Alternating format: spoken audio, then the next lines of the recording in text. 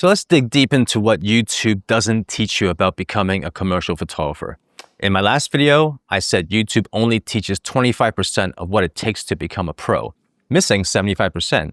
So what's the secret or mysterious 75%? Well, here we are. I did mention that lighting was a big one. And while I believe it's super important, I also feel I need to explain why I feel this way later on in the video, as well as some real-world examples I've encountered on many occasions. So, shall we?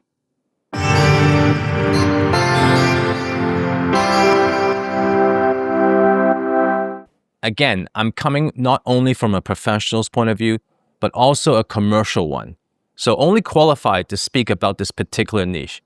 I obviously cannot cover every little bit of the 75%, but here are the main points. And I'll start off with the big one.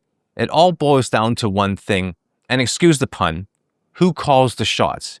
If you haven't shot commercially, you may be used to controlling everything about your photography.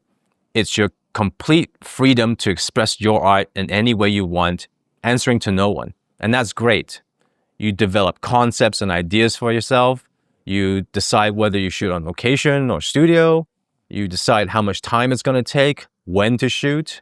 You probably do your own retouching or have full control over your retouching.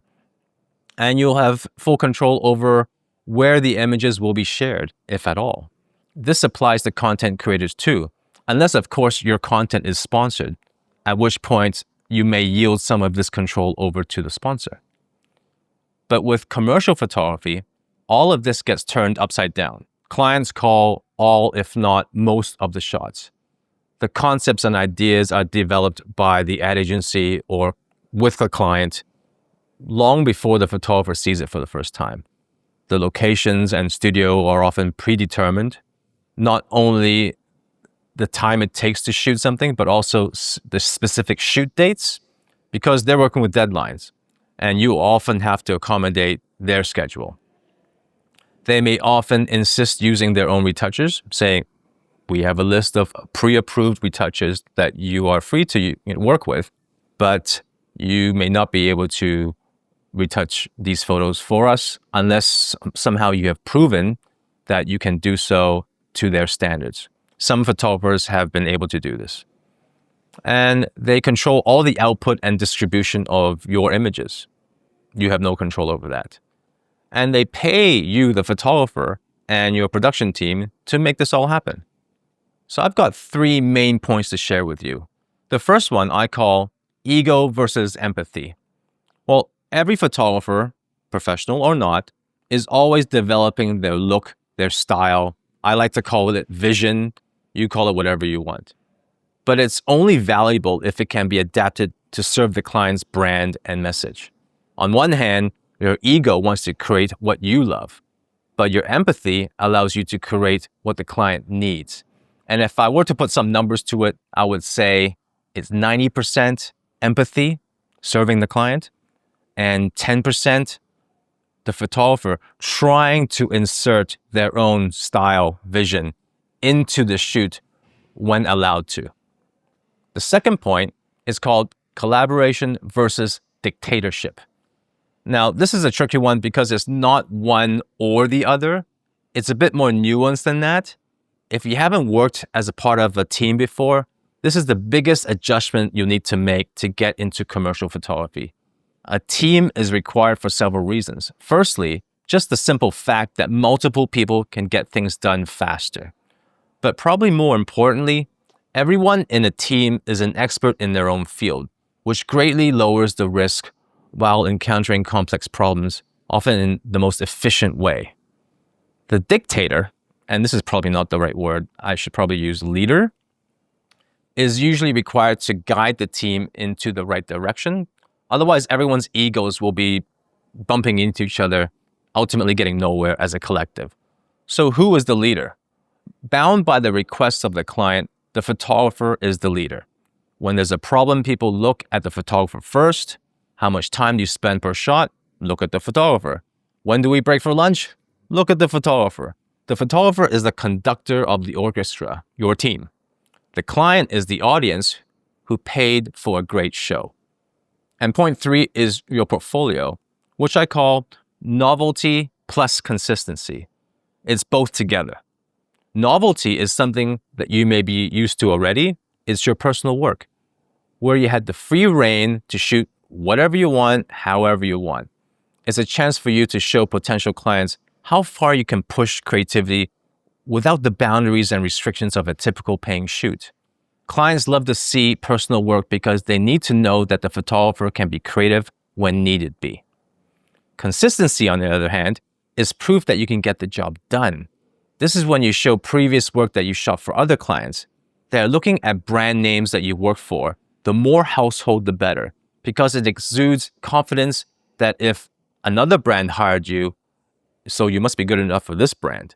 Or maybe you shot something that was really complicated, showing your production skills, or how you can handle a large team, or how you can get the job done in adverse weather conditions. The list goes on. You need to show both. Showing only personal work is great to showcase creativity, but not enough to convince the client that you can handle a typical commercial shoot or lead a team. On the other hand, only showing client work, which can be watered down and sometimes bland, may leave the client questioning your artistic and creative skills. And here are a couple of real-world examples that happen quite often, at least in my experience. Starting with the big one, and I'll split this into higher-end jobs and lower-end jobs because I think clients think a bit differently whether you're high-end or low-end. So for lower-end jobs, clients are mainly concerned with the subject matter, the product. It's cleanly shot, it shows all the features, and it's sellable. Think e-commerce, catalog stuff, high-volume work. Higher-end clients, on the other hand, I find to be more concerned about the message they're trying to convey to their audience. That means photography that is based on emotions and vibe. So for a lot of my car clients, they may ask me to make the car look blank. Can you make the car look more youthful or more expensive or luxurious? What does luxurious look like? Well, it's my job to translate emotionally charged adjectives into something visual. It could be shooting the car outside a 5-star hotel lobby, associating with luxury hospitality. Or if it's a lifestyle shoot with models, we can also style the models in a sophisticated way. Again, using association to make the car fit in. And this is where lighting comes back in because there are ways to light a car in a more sophisticated way that people generally associate with luxury. It's no coincidence that perfume bottles, also luxury items, are often shot the same way, just like they are a much smaller product. And luckily for me, when I was assisting, I worked full-time for 2 years for a product photographer specializing in high-end cosmetics and fragrances. That's where I learned the importance of creating gradient reflections or adding specular highlights to make a glass bottle sparkle. All of these skills can be transferred to making a car look the same way. And this is why I think lighting is so much more important than cameras, because in situations like this, you can easily switch the camera to another one and no one would know the difference. But change the lighting and you can change everything. Another example is more on the business side, but I feel compelled to mention this because it's also rare to find on YouTube. Say, for example, the end client, Audi's marketing manager, comes to me with a request to add a shot during the photo shoot. It's usually something that they just thought about spontaneously. And assuming that we had the time and the resources to add a shot, it's just very easy for me to say, yeah, sure. But there are certain protocols to follow. First, I will tell them that it's possible without confirming anything, and that I will get back to them in a few minutes. I will then find the art director and account executive who are there from the ad agency to relay this request. The client should have talked to them directly, but sometimes they may not be available on hand and I'm standing right there, so they talk to me. It's considered bad etiquette to speak to the end client without the agency's involvement in anything, because it's the agency's job to bridge all communications between the photographer and the end client. So I'll ask the art director and account executive what they think, because usually adding a shot involves adding money. And I will need to sort this out with the agency for them to approve any additional funds. This has happened on more than one occasion, maybe not just to add a shot, but for other things, as well as maybe changing a small detail in a shot. I generally try not to speak to the end client besides small talking and chit-chat. Again, this is just scratching the surface of the 75%, but I think I've covered most of the main points.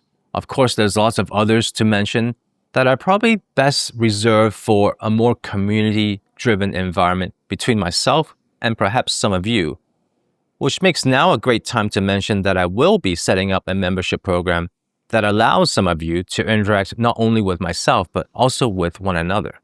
It's a place where we can exchange dialogue, exchange images for review, and I plan to host maybe video sessions once or twice a month so we can talk live.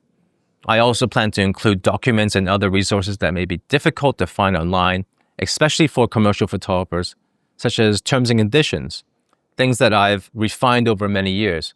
So if you haven't subscribed already, please consider doing so, and I will let you know when this program launches. Thanks again, and I'll see you next time.